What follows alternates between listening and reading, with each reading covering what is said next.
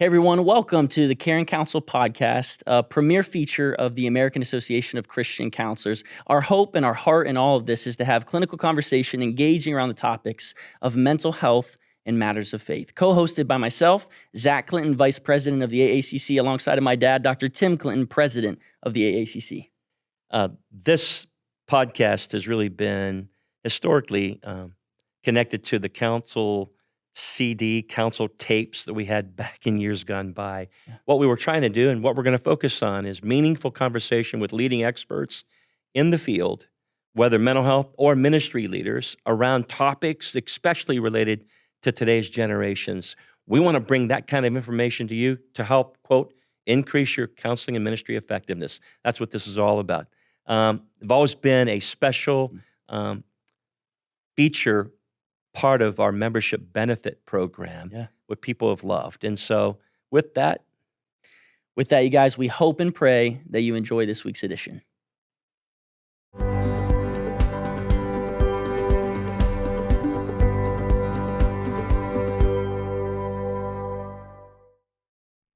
Well, hello, everyone, and welcome back to our AACC Care and Counsel podcast, a resource that we pray would help educate, equip, empower, and encourage people helpers of all kinds to more effectively care for people God's way.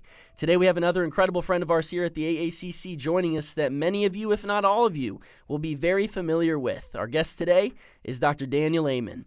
Dr. Amen's mission is to end mental illness by creating a revolution in brain health. He's dedicated to providing the education, products, and services to accomplish this goal. Dr. Amen is a physician, adult and child psychiatrist, and founder of Amen Clinics with 11 locations across the U.S.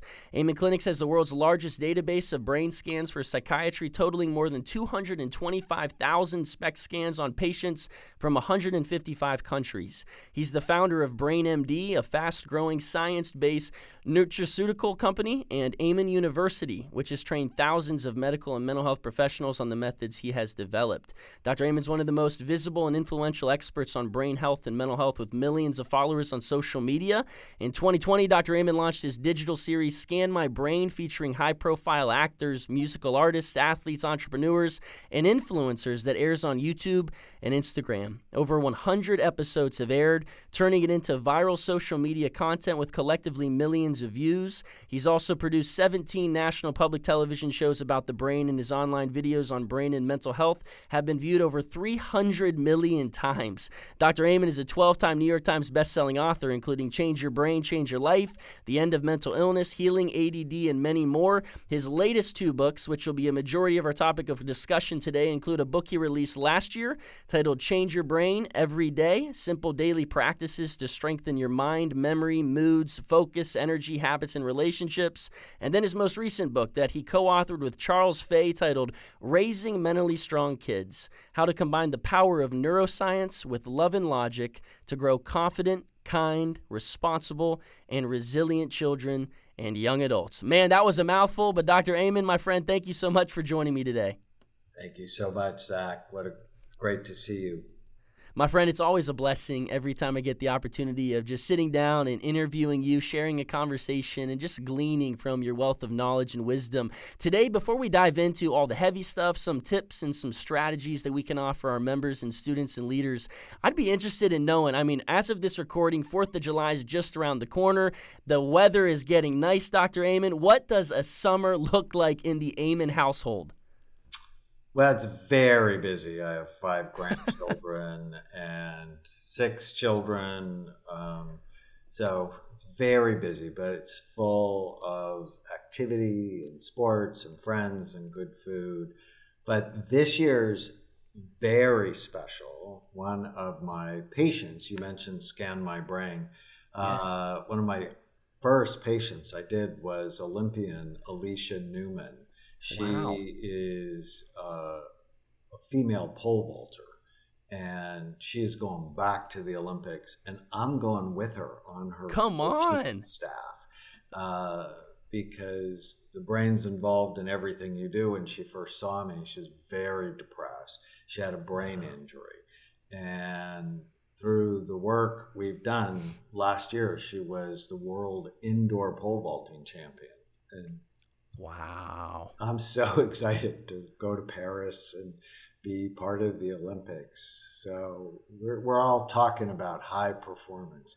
And, she's a bit like a superhero in that she takes a pole and jumps over a bar that's 15 feet in the air. So that takes every bit of brain function to do that right, or you're setting world records. I tell you what, Dr. Amen, that sounds like an incredible thing to be doing. I would love to go to the Olympics alongside of you, but that sounds wonderful. And you hit it on the head when you talked about like a brain injury, because I know you have a unique perspective. There's a lot of members of ours here at AACC that would probably reference mental health, but you primarily talk about brain health. Speak to the importance of that language that you use and kind of why you refer to it as brain health instead of mental health. So we've now done over 250,000 brain scans. We do a study called brain SPECT imaging. We've done it since 1991. And the scans taught us that most psychiatric problems, anxiety, depression, ADHD, OCD, they're not mental health issues. They're brain health issues. Get your brain healthy and your mind will follow. And this one idea it changes everything. Nobody wants a mental illness, right? Call somebody mental and you shame them. Right. Call them a brain and you elevate them. And our current way we diagnose things is you have 6 of these 9 symptoms. And so you end up with ADHD or you end up with depression. Think about it, Zach, with no biological data. And right. Then you get put on medication or multiple medications with nobody knowing, well, what does your brain look like before they drug it into submission? What does it look like afterwards? Where if we think about it as brain health, right. Well, now all of a sudden you probably should stop drinking, because that's poison. You probably should stop smoking pot. If it's brain health, you need to eat right. You need to get to a healthy weight, because as your weight goes up, the size and function of your brain goes down. So it literally changes the whole paradigm. Right. And we have to, because we're clearly going the wrong way in our society. And nobody wants a mental illness. Everybody wants a better brain. So what if mental health was brain health? And I'm going to beat that drum until I'm not here to beat it anymore.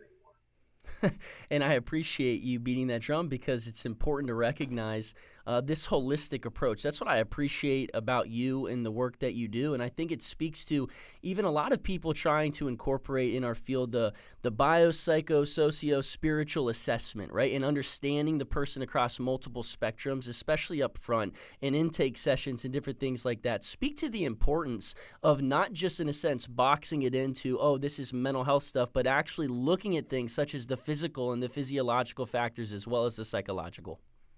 Well, forever when I was at ORU, where I went to medical school, we learned about a biopsychosocial spiritual approach. Right. But nobody was looking at the bio. It's right. They were sort of giving it lip service. Oh, you have bipolar disorder in your family. This is a genetic thing. And I'm like, no. You need to actually look at the brain, because when you look at the brain is it a traumatic brain injury that caused the depression? Or is it toxic exposure because you live in a mold-filled home? Or is it the COVID vaccine, which caused inflammation in the brain? Or is it COVID? If you go, what's the main cause of this mental health epidemic in children? It's COVID. Nobody knows about it. But, I have before and after scans showing that COVID, the virus, and the vaccine activate your emotional centers. And all of a sudden you're anxious, and all of a sudden you're depressed. And if you don't know that, you come up with all sorts of explanations. And last year, Zach, I don't know if you know, but there were 340 million prescriptions written for antidepressant medication, Wow. and we're not better for it. We're Right. worse for it. Right. Wow. Let me tell you, it's important, like you said, not just to give that bio part lip service, but to actually dive into those things. Like you mentioned, over 250,000 SPECT scans. Can you give our members and our listeners who maybe aren't fully aware of what a SPECT scan is, just a better understanding about it? And also, I mean, if they have a client that would benefit from it, how could they possibly refer a client over to some of the Amen clinics? Well, we have 11 clinics, so they can go to amenclinics.com. We'd love for them to come take a tour. We're in New York and Washington, D.C., and Hollywood, Florida, Atlanta, Chicago, Dallas, Seattle. Scottsdale is our latest clinic. So go to amenclinics.com. And I say you should recommend a scan if what you're doing isn't working, right? It's like they're depressed, and I've seen them in therapy, and they've tried medication, and it's not working. That's our sweet spot, is people who've tried multiple things that are not getting better. SPECT is a nuclear medicine study. It looks at blood flow and activity. It looks at how your brain works, and it basically shows us three things: good activity, too little, or too much. And then our job is to balance their brain. And when we balance it, well, their life is better. I'll tell you a story. I was just talking to Troy. He had Troy Glass, 2002 World Series Oh, yeah. MVP, third baseman for the Angels. And he had 321 home runs in his career, massively successful. Yeah. Wanting to kill himself, and depressed and angry. He thinks he's getting dementia. He's 45, and he had 4 concussions. He's drinking way too much. His brain was awful. And seeing his scan shocked him. Yeah. And I'm like, but we can make this better. And one of the reasons I love the athletes I see is they're used to being coached. And so they don't fight with you. Got to stop drinking. And here are the foods I want you to eat. Here are the supplements I want you to take. And here are the exercises I want you to do. 2 months later, he's better. His brain is better. And now we're 2.5 years later, and he doesn't miss alcohol. He's more social. He's happier. And it's not just about him. I became a psychiatrist because my first wife tried to kill herself. And when I took her to see a wonderful psychiatrist, I came to realize if he helped her, it wouldn't just help her, that it would help me. It would help our children. It would help our grandchildren, as they would be shaped by someone who is happier and more stable. But if you don't look, how do you know? Yeah. Yeah. I love what you just mentioned about the impact or the trickle effect, right? You're not just helping the individual, you're also helping all of the individuals that are attached or tied to that individual that you may be helping. It's so imperative and it's so important to look. And so that's kind of a question I would have for you. What are some of the most interesting findings that you guys have found? Maybe some themes you found interwoven throughout the 250,000 SPECT scans, maybe even differences between like male and female brains. That would be interesting to me. Well, I published a study on 46,000 scans looking at gender differences, and we're not the same species. Right. The female brain works so much harder and generally is healthier than the male species. And, the one statistic that just pegs this is who goes to jail. Males. 14 times more than females. And females have much better activity in the prefrontal cortex, in that most human, thoughtful part of us that's involved in things like focus, forethought, judgment, impulse control, organization, planning, empathy, learning from the mistakes you make. And females make great leaders. But, they're often not because of gender bias. Females also have a busier limbic or emotional brain, which is why they have depression 2 times more than males do. But female brains are wired for bonding, for empathy, for collaboration, for connection. It's really interesting. Now, the male brain tends to be bigger in the direction sense. I'm way better at directions than my wife. Same. And also in a part of the cerebellum, which is involved in coordination. But it's fascinating. You know, one of the other interesting things I've learned is your brain is not fully developed until you're 25 in girls and probably around 27 in males. Wow. What does that mean? It means we need to protect our teenagers. We need to protect them from marijuana. We need to protect them from alcohol. We need to protect them from energy drinks. We need to protect them from social media. Yes. It's too often parents think when a child turns 13 or 14, they don't have any control, and they abdicate their influence. And that's a huge mistake. And 15-year-olds hate being supervised, but they hate it more if you don't supervise them, because they think you don't care about them. So true. And that's when it goes back to, you know, they almost seek structure. They almost seek discipline. And you kind of gave a perfect segue right into your newest book, Raising Mentally Strong Kids, How to Combine the Power of Neuroscience with Love and Logic to Grow Confident, Kind, Responsible, and Resilient Children and Young Adults. And speak to just, I mean, what was that topic like for you, Dr. Amen, just to not only to write about, but to speak on, to do research on, and how significant is it for the day and age we find ourselves in? Well, you know, many people don't know I'm also a child psychiatrist. So half the patients I see are kids. Exactly. And one of the most effective things I've ever done for kids is get their parents to behave better. And so my first year as a child psychiatry fellow, they taught me to do play therapy with ADHD children. And I hated the kids because nobody got better. And I hate it when I don't get people better. That's my own neurosis, I suppose. And the second year, we did parent training. And then all the kids got better. And, you know, Freud actually never saw any children. He saw a child, but only talked to the parents. And so if you can get parents to do the right things, it helps the children so much.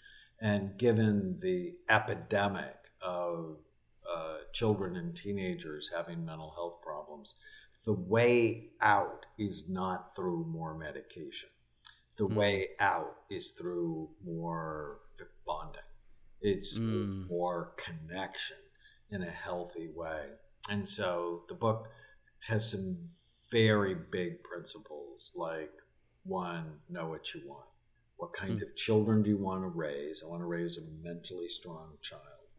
And what kind of parent do you want to be? Well, I want to be present, and I want to be fun, and I want to be firm, and I want to be kind, because the research shows those 4 qualities raise competent kids. And I don't want to solve my children's problems. You know, I think when I was a young parent, I would get self-esteem by helping the kids do better or helping the kids solve their problems. And then I realized I was stealing their self-esteem to feed mine. So when a child comes and says, I'm bored, rather than go, well, you could do this and you could do that, and maybe we could do this. Stop that. Go, oh, you're bored. I wonder what you're going to do about it. And then shut up long enough for them to generate solutions to their own problems. And so Chloe, our 20-year-old, she's about to turn 21. If she forgot her homework at school, nobody brought it to her. If she forgot her sweater, nobody brought it to her. If she forgot her lunch, nobody brought it to her. Because the one thing we wanted to instill in her was you're capable. You're responsible. And I love that so much. We also, the best exercise in the book, bar none, is called special time. Spend 20 minutes a day with your child and do something they want to do. And during that time, no commands, no questions, no directions. This is bonding. In the I don't know if you know this, but mothers spend half the time with children they did in the 1950s. Wow. Half. Wow. And when they're with them now, they're distracted by their devices. Yep. And so hold off on giving kids devices until they're 14 or 15. You're like, oh, but all their friends have it. And all their friends are suffering. So so what? But 20 minutes a day, doing something they want to do, and during that time, no commands, no questions, no directions. It is so powerful. If you do that and you don't solve their problems and you listen to them, in therapy school, they teach us active listening, but parents are often talking over their children and telling kids how to think without having any clue what the child actually thinks. Right. I love the concept behind this book because it really speaks to almost attachment theory. And what it talks a lot about is being able to recognize, like what you were trying to infuse within your own child, right? Capability, responsibility. Special time is such an important exercise and practice for parents to incorporate into their daily, weekly techniques. But also, I think of even Dr. Kathy Cook's work. She does a lot on resilience. I've done a lot of research on resilience myself in my dissertation phase on resilience and human flourishing within collegiate athletes.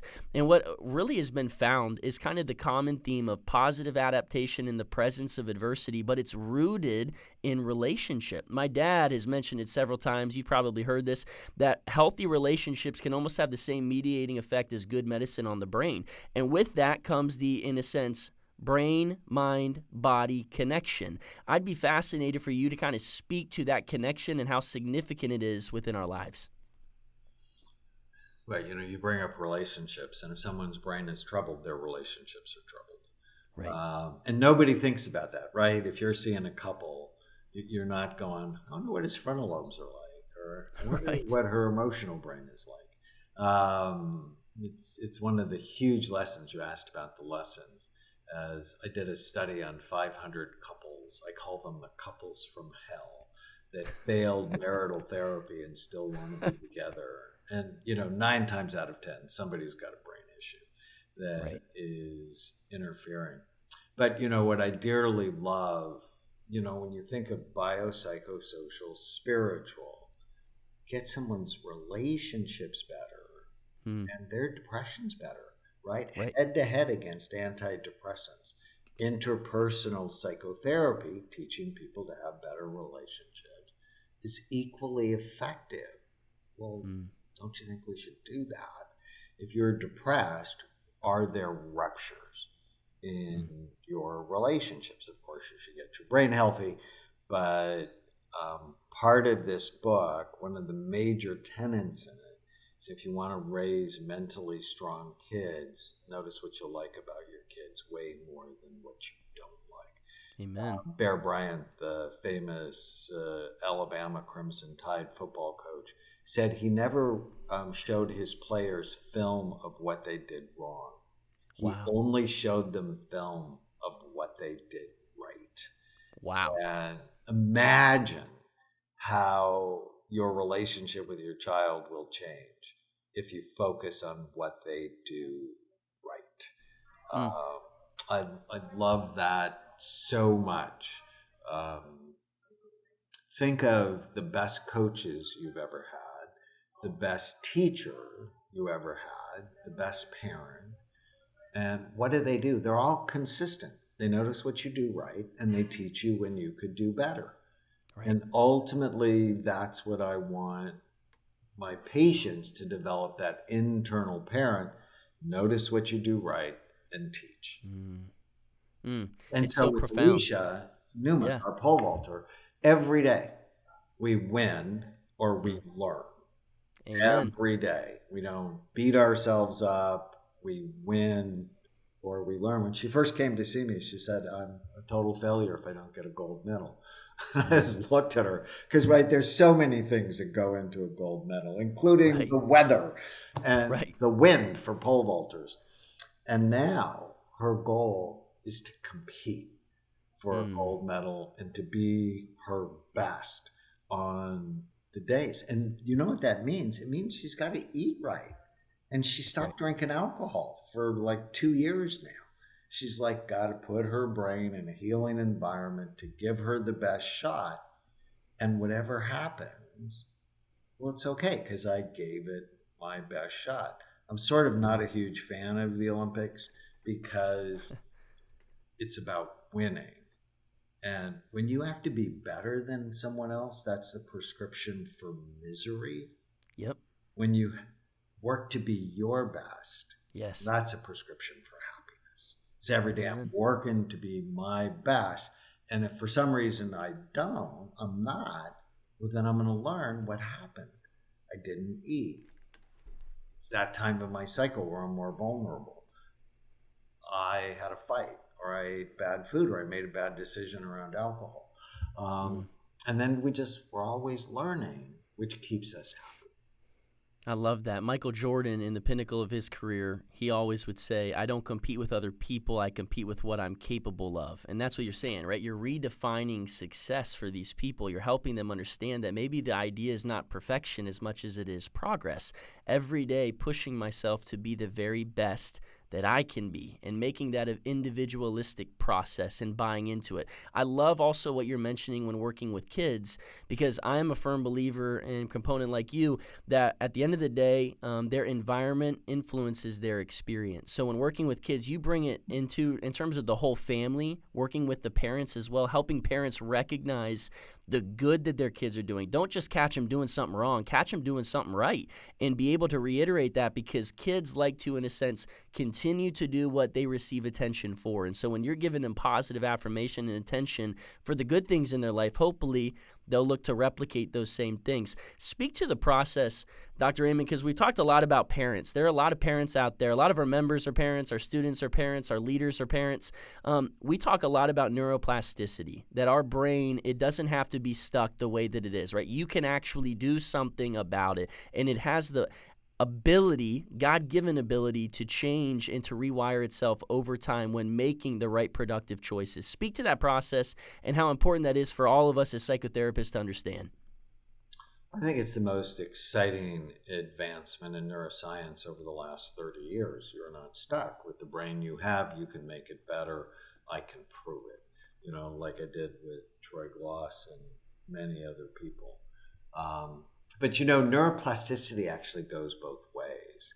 That if you give in to negative thoughts, you're more likely to have negative thoughts. Exactly. Because it's wiring your brain in that negative way. If you give in to smoking, or you give in to alcohol or marijuana or whatever it is, you're creating those pathways more likely. I have one of my patients who I dearly love, and she's like, I'm so freaked out. She had a bad day.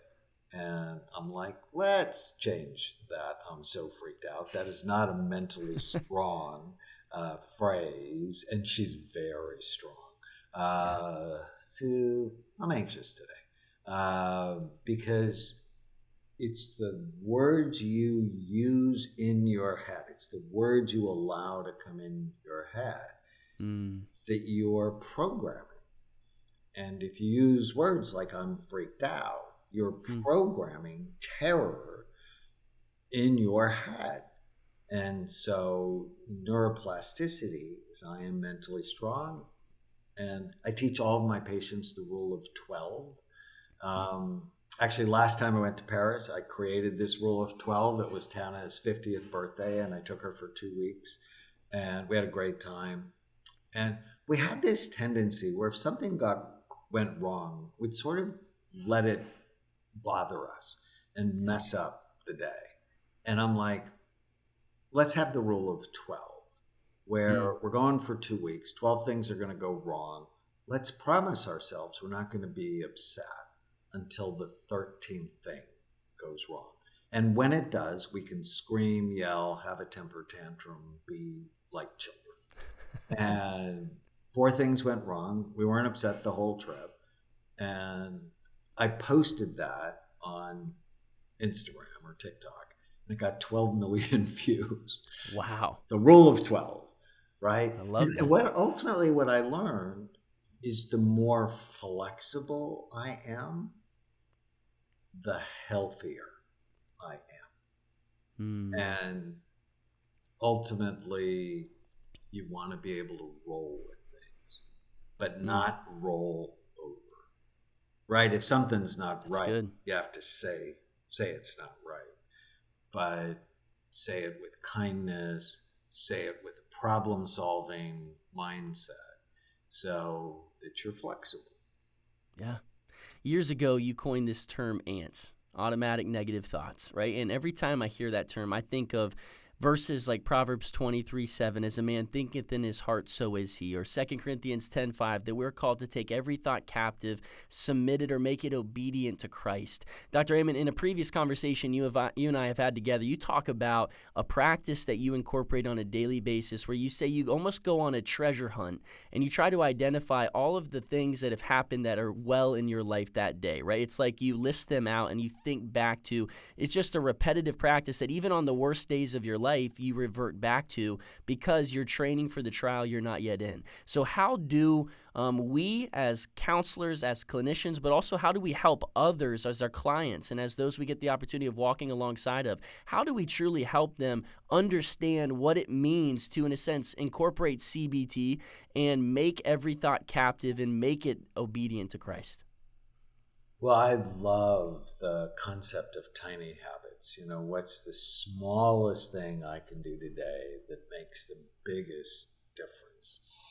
And start every day with today is going to be a great day. And if you're a therapist, you want to model this message. Yes. Right? If you don't live the message of brain and mental health, you're a terrible messenger. Right? It's like if you go to a cardiologist and he says, lose some weight and stop smoking, but on the way into the office, you saw him, he's overweight and he's outside smoking. Right. You're not going to believe him. Right? Yeah. So authenticity is critical for therapists. You want to put these practices into your life. So start every day with today is going to be a great day. It's a great practice for parents and kids at breakfast, but don't give them sugar in the morning unless you hate them and hate yourself. Today is going to be a great day. And when you put them to bed at night, go, tell me what went well today. And start at the beginning of the day and just sort of look hour by hour on what you liked about the day. And then when you go to bed, what I do is I say a prayer and I go, what went well today? And it has helped me so much. I mean, even in my darkest days, what went well today? I love that. What went well today? Because like you said, it takes you on a treasure hunt of gratitude when you begin to identify all of the things that you actually went well rather than easily navigating all of the things that went wrong. For you, Dr. Amen, I want to ask the telltale question that everybody's probably asking. It's answered in not your most recent book, Raising Mentally Strong Kids, but your one right before that, Change Your Brain Every Day, Simple Daily Practices to Strengthen Your Mind, Memory, Moods, Focus, Energy, Habits, and Relationships. I know you have an acronym of Bright Minds, and you talk about the do's and the don'ts of how to, in a sense, develop the practices to form a healthy brain. What are some of those practices that you'd offer us that we can begin applying to our lives as well as incorporating into maybe even some of the treatment plans for some of the individuals we walk alongside of? So 5 or 6 years ago, I got this big idea. You want to keep your brain healthy or rescue it, you have to prevent or treat the 11 major risk factors that steal your mind. And we know what they are. And I created the acronym Bright Minds. So for example, B is for blood flow. Low blood flow is the number one brain imaging predictor of Alzheimer's disease. So what's the tiny habit? Walk like you're late. 45 minutes, 4 times a week. Walk like you're late. Increase blood flow. Oh, by the way, that has been found to be equally effective to Prozac. The R is retirement and aging. The older we get, the more serious we need to be because the older you get, the more your brain deteriorates. But it doesn't have to. And the stronger you are as you age, the less likely you are to get Alzheimer's disease. So lift weights 2 or 3 times a week. It's not obesity that kills older people. It's frailty, or not to be frail. The eye is inflammation, a major cause of psychiatric problems. And there's so many things to talk about there, but the simple, tiny habit is floss.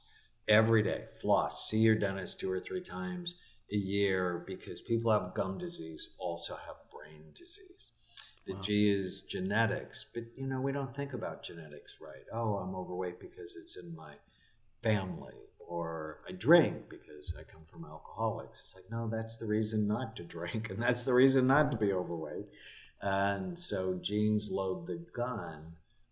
It's what we do that pulls the trigger. So I have obesity and heart disease in my family. I'm on an obesity heart disease prevention program every day of my life. And so I want you to go, what are you vulnerable to? How can you prevent it? H is for head trauma. Stop texting while you're driving. T is toxins. Marijuana is not innocuous, and alcohol is not a health food. So we have to stop that. And then support the organs of detoxification. And the one tiny habit is take a sauna once a week, because saunas help you sweat and they help you detoxify. The M is mental health. Stop believing every stupid thing you think. Whenever you feel sad, mad, nervous, or out of control, write down what you're thinking and just ask yourself whether or not it's true. The second I is immunity and infections. Get your vitamin D level checked and optimized. Then neurohormones is the N. You have to get your hormones tested every year, and then optimize them if they're out of whack. And for men, they're like, oh, I take testosterone shots. And that might be helpful, but too high goes with low empathy and a higher sex drive. Too high, you're going to end up losing half your net worth and visiting your children on the weekends. So it's about balance. Yes. The D is diabesity. 74% of Americans are overweight, 42% are obese. It's the biggest crisis, and I published 3 studies. As your weight goes up, the size and function of your brain goes down. Right. We need to get serious about being healthy. And people pick on me. It's like, oh, you're body shaming. It's like, no, I'm just telling you the truth. You do whatever you want with the truth, but that's the truth. Right. And then S is sleep. We have to make it a priority. Stop taking your gadgets to bed with you. I tell you what, Dr. Amen, what you just offered in terms of those simple practices, I pray that all of our members and students and leaders that are tuning in today, all of the parents even, would go back and re-listen to that and take notes. I was trying to type away as you were talking, because it's just such practical things that we can begin incorporating into our own daily lives, but also offering those that we get the opportunity of working of that would help us and afford us the opportunity to develop these bright minds, as the acronym states. So thank you again for your work and your research, your wealth of knowledge and wisdom. But sir, as we wrap up, something I always love to do with our guests is just asking them to offer just a word of hope, encouragement, and motivation to all of the people helpers that are tuning in to this conversation, that are doing their best to offer their most effective work and doing it God's way, right? From a Christian faith-based perspective, what's one final word that you would leave us with today as we depart? I'm trying to create a revolution to change psychiatry from a mental illness profession to a brain health profession. And you can help me by being revolutionary. And you're revolutionary if you begin to live the message of brain health, just like we've been talking about. If you learn about brain health, most therapists, they get no education on brain health, which is crazy. And at AACC, we actually have my brain health coaching certification course. Get that course, and then give brain health away by planting it into your clients' and patients' lives. But the most important part of it is be authentic. Start loving your brain. Because if you love your brain, you will love your life. I love that. Be authentic. Dr. Amen, where can we go to find out more about you, your incredible resources, and all the amazing things that you're doing? So they can go to amenclinics.com. So Amen, like the last word in a prayer. Imagine growing up with that last name. Loved it. amenclinics.com. Find out where 11 Clinics is. Call them. Go for a visit. You can also follow me on TikTok or Instagram, Doc Amen. I would encourage all of our members, students, and listeners to go to amenclinics.com. Follow Dr. Amen on social media. He offers incredible insights on a daily basis. Dr. Amen, from all of us here, my dad and I especially at the AACC, we love and appreciate you, my friend. Thank you for all the work that you do, and thank you for your time and willingness to join me today. Thanks, Zach. Give your dad a hug for me.